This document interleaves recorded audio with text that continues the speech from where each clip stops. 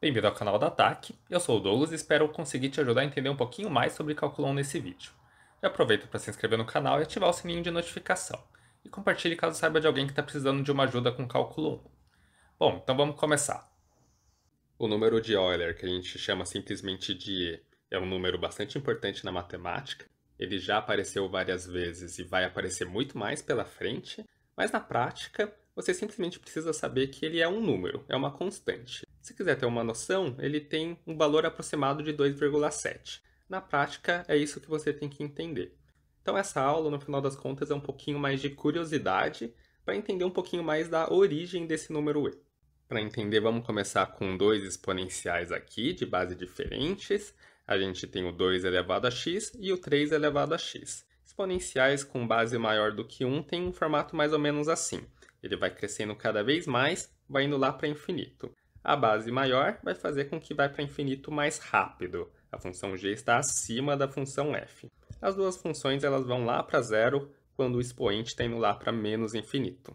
Vamos atrás das taxas de variação dessas funções, ou seja, vamos atrás da derivada dessas funções. Vamos começar com a derivada da função f. A gente pode escrever isso aqui como limite h indo para zero, f de x mais h menos f de x dividido por h. Vamos substituir agora os pontos na fórmula de f. Vai ficar limite h indo para zero, 2 elevado a x mais h menos 2 elevado a x, que seria o f de x, dividido por h.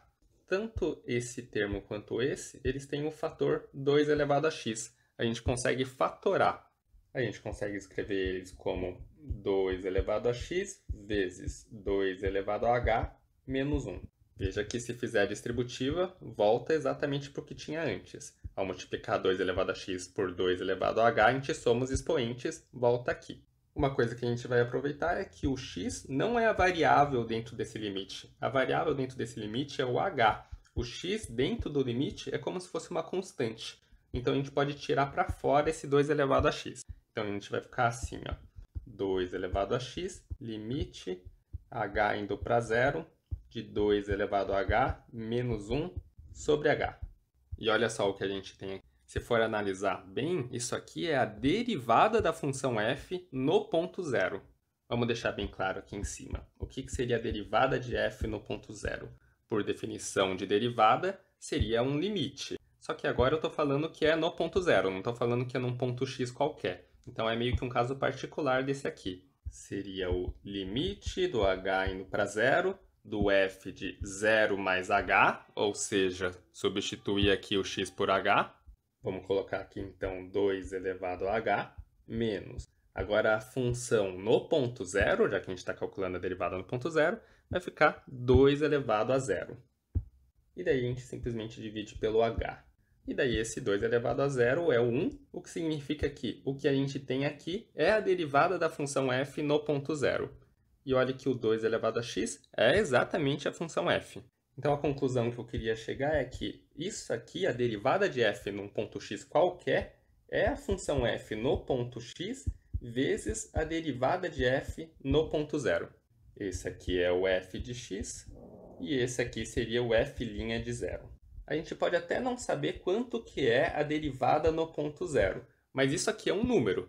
E tem até um significado geométrico. Ele é a inclinação da reta tangente ao gráfico de f no ponto zero. O que significa que se eu for atrás desse número, eu consigo calcular a derivada de f em qualquer ponto x. Basta pegar a própria função e multiplicar por esse número que é a tangente aqui no ponto zero. E se a gente fosse atrás da derivada da função g? A gente seguiria exatamente os mesmos passos aqui, só trocaria o 2 por 3. Já que a função g é 3 elevado a x e não 2 elevado a x. Então aqui ficaria 3, aqui também e aqui também. Mas no final das contas a gente teria 3 elevado a x, que seria o g de x, vezes um limite de 3 elevado a h menos 1 sobre h, que seria a derivada da função g no ponto zero. Então a gente chegaria na mesma conclusão, que g' de x seria g de x vezes a derivada de g no ponto zero. E de uma forma geral, se a gente pegasse qualquer base a gente tiraria aqui a derivada do a elevado a x, seria a derivada do a no ponto zero, vezes a própria função a elevado a x. Para mostrar isso, basta substituir esse 2 por a. Então essa é a primeira ideia que eu queria que vocês pegassem. Tem essa relação aí de derivada de um ponto qualquer com a derivada no ponto zero e o valor da função nesse ponto qualquer. Isso no caso de exponenciais. Então aqui nesse slide estou escrevendo novamente o que a gente descobriu, f' de x, f' de 0 vezes f de x, e é a mesma coisa aqui para o g' de x. A princípio a gente pode não saber quanto que são esses valores, f' no ponto zero, g' no ponto zero, mas são números. São números que a gente pode até não saber, mas a gente meio que sabe que existe e dá para calcular através de aproximação. Lembrando que f' no ponto zero é um limite e g' no ponto zero também é um limite, a gente pode ir vendo valores aproximados desse limite ao fazer o h ficar cada vez menor. Então, se a gente calcular essa razão aqui para h igual a 0,1, a gente vai encontrar 0,7177. E se a gente diminuir mais o h para 0,01, a gente vai encontrar 0,6956. E se a gente diminuir ainda mais, vamos encontrar 0,6934. E se diminuir ainda mais, daí cada vez mais a gente vai ter um valor mais próximo do que seria o f' de zero, ou seja, o resultado desse limite. E a gente pode fazer a mesma coisa para calcular o g' de zero. Vamos diminuindo o valor de h, vamos calculando essa razão aqui, 3 elevado a h menos 1 sobre o h, isso com a ajuda de uma calculadora, por exemplo. E daí a gente vai ter os valores disso aqui à medida que o h diminui. Com esse valor de h muito, muito pequeno, a gente já tem uma noção dos valores do f' de zero e g' de zero. F' de zero vai ser em torno de 0,69 e g' de zero vai ser em torno de 1,10. Não tem problema se não forem exatamente esses valores, mas note que vai ser muito próximo disso. E daí, voltando aqui para a fórmula das derivadas, então a gente substitui o f' de zero e g' de zero, a gente tem que a derivada do 2 elevado a x vai ser aproximadamente 69% do valor do 2 elevado a x. E da mesma forma, a derivada do 3 elevado a x vai ser aproximadamente 110% do 3 elevado a x. Esse 69% é menor do que 1, menor do que 100%. Esse 1,10 é maior do que 1. E por causa disso, deve haver uma base entre 2 e 3, já que com o 2 temos esse número menor do que 1, com o 3 temos esse número maior do que 1, deve haver uma base entre 2 e 3, tal que a derivada acaba sendo igual à própria função, ou seja, ao invés desse 0,69 seria o 1, ou simplesmente a gente poderia tirar ele daqui. E daí é essa a ideia que a gente utiliza para definir o número de Euler. Vamos definir aqui direitinho. O número e, o número de Euler, ele é tal que a derivada do e elevado a x no ponto zero acaba sendo igual a 1. Lembrando que a derivada do exponencial sempre vai ser o próprio exponencial vezes a derivada no ponto zero. Para o caso de base e, a gente vai ter simplesmente que a derivada do e elevado a x vai ser o e elevado a x, já que a derivada no ponto zero, por definição, é igual a 1.